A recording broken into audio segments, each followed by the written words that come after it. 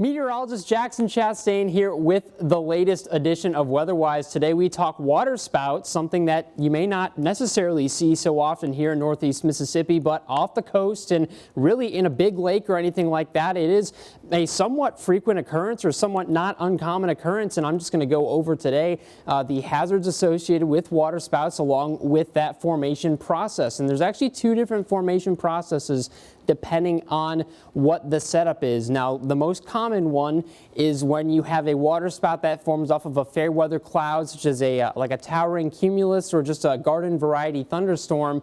And just to know, water spouts are very similar to tornadoes. They just form over water, and if they move over land, then it does become a tornado. So there is no super duper distinction between a water spout and a tornado, other than the fact that the water spout generally forms over water, or they do form over water, and the formation process is just a little bit different, as I'll explain. So again, so you need a cumulus cloud or just a fair weather cloud. Remember, these can form just off of regular, not even raining clouds. So that's what makes it a little bit unique, is that you don't need necessarily a huge severe thunderstorm to generate this kind of phenomenon. But what you do need is a boundary, and that can be in the form of moisture. You can have a moisture boundary. It can be a little bit drier on one side, a little bit moisture on the other, or it can be a temperature boundary, a little bit cooler on either side. But regardless, you need the boundary, and once you have the boundary, if you have winds coming in from two directions, think about it this way. If you have like a toilet paper roll and you move your hands in two different directions, it's going to start spinning, basically. So that's what you have there. You have winds coming in different directions. You get friction and you get a little bit of spin near the surface. Now that's just the start of that, and it starts at the ground.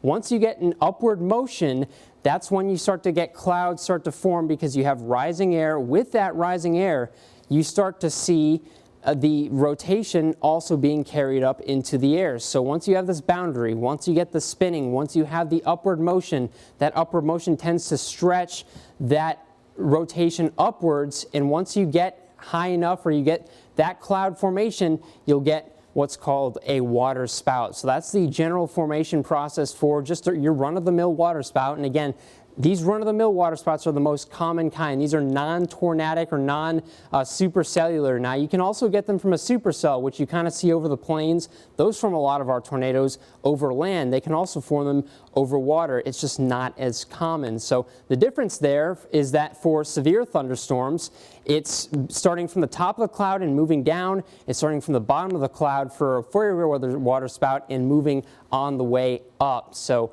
that's all I have for the latest edition of Weather Whys. That was water spouts. If you have any questions, feel free to post those on Facebook, on Twitter, or feel free to email me. But otherwise, you guys have a great one. Weather Whys is brought to you by 4 County Electric Power Association.